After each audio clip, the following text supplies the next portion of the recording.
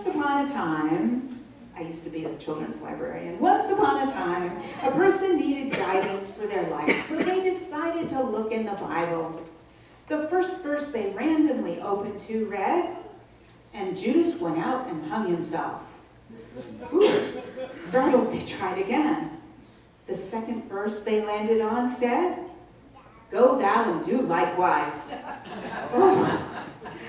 Really surprised, they decided to try this one more time. They opened up and landed on, "And what thou doest, do it quickly." Now, when interpreting Scripture, it's important that we not pick one random verse to build a whole belief system on, because as we have just seen, this can result in us believing things that are not what God intended. And it's important for us to keep this in mind this morning as we consider the Genesis gender dilemma. This dilemma begins in the very first chapter of Genesis, in verse 27, where it says, "And God created the human ones in God's image. In the image of God, God created them, male and female, God created them."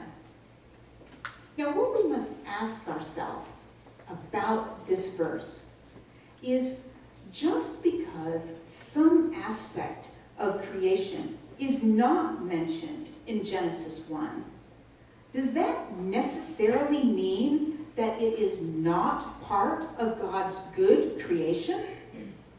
Well, let's see. In that creation story, we also read, "And God said, let there be light. And there was light. God saw that the light was good, and separated the light from the darkness.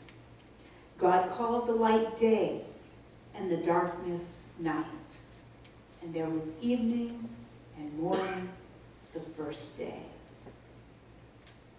Although day and night are all that's mentioned here, of course, we know from experience that there is also dusk and dawn. Likewise, in Genesis 1, we also read, "And God said, let the water under the skies be gathered into one place, and let dry ground appear. And it was so. God called the dry ground land, and the gathered waters seas. And God saw that it was good." Again, along with the dry ground and seas, we know there are also shorelines and marshes, those areas which can be under the seas 1 hour and then dry land several hours later, depending on the tides.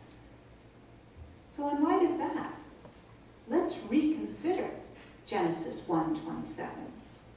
"And God created the human ones in God's image. Male and female, God created them." Is it possible that there might be some dusk and dawn, some shorelines and marshlands when it comes to gender?